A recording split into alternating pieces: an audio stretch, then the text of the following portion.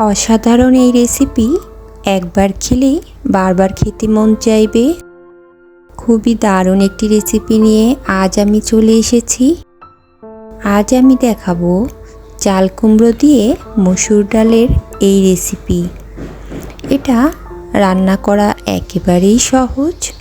খুব অল্প কিছু উপকরণে আপনি এটা রান্না করে নিতে পারবেন। আসসালামু আলাইকুম এভরিওয়ান। তো চলুন আজ আমি আপনাদেরকে এই রেসিপিটি দেখিয়ে দিই আমি কিভাবে খুব সহজেই এটা আমি রান্না করেছি।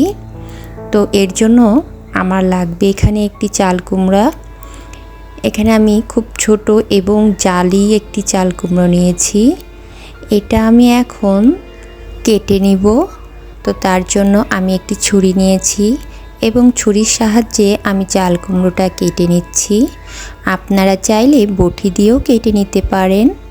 তো আমি ছুরি দিয়ে এটা ছুলে নিচ্ছি খোসাটা।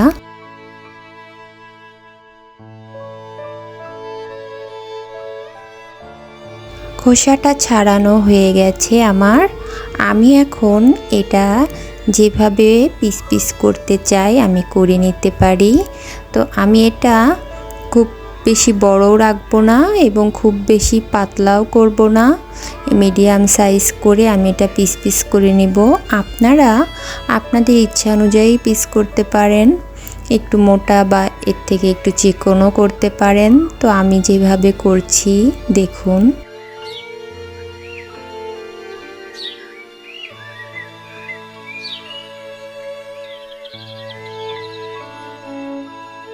ডাল দিয়ে রান্না করার জন্য এভাবে কাটাটাই আমার কাছে ঠিক মনে হয়েছে।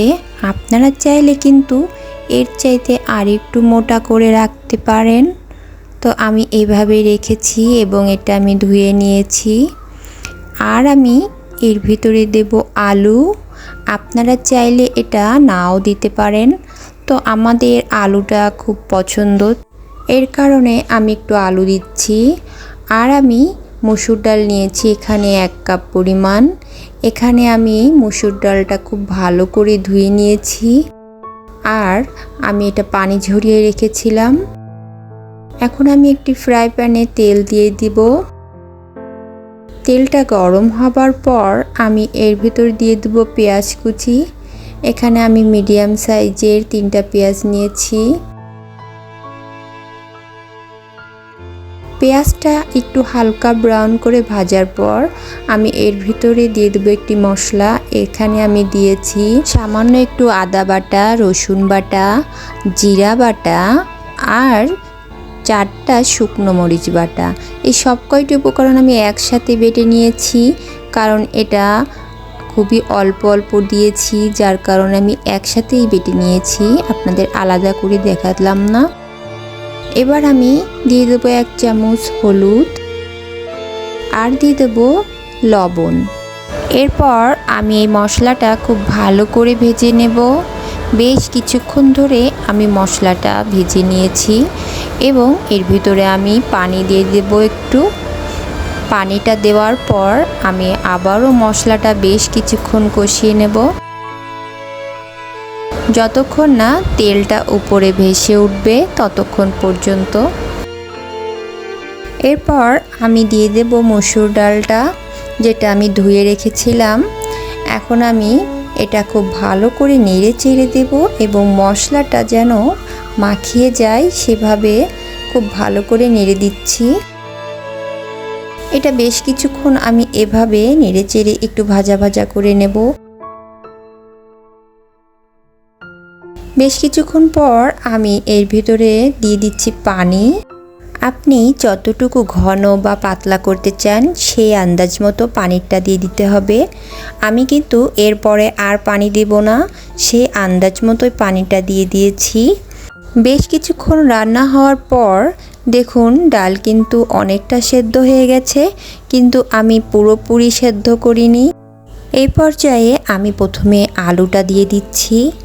আলু দিয়ে আমি বেশ কিছুক্ষণ নেড়ে চেড়ে নিচ্ছি।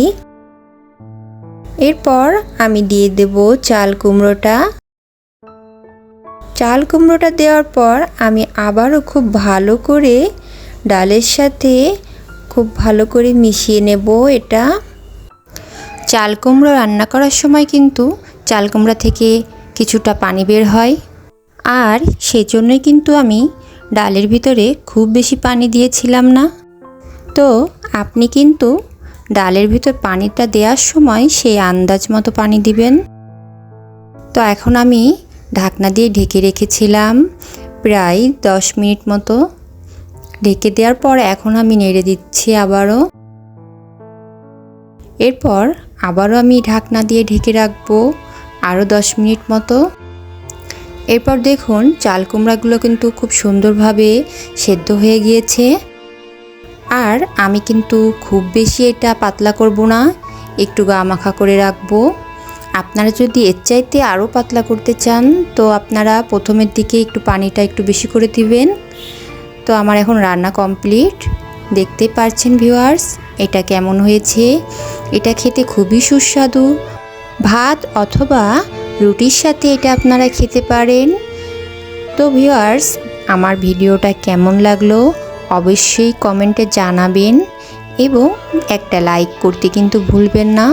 আর আপনি যদি আমার চ্যানেলে নতুন হয়ে থাকেন তো প্লিজ একটি সাবস্ক্রাইব করে দিবেন আর পাশে থাকা বেল আইকনটি প্রেস করে দিবেন, তাহলে আমার চ্যানেলের নতুন ভিডিওগুলো সবচেয়ে প্রথমে আপনার কাছে পৌঁছে যাবে।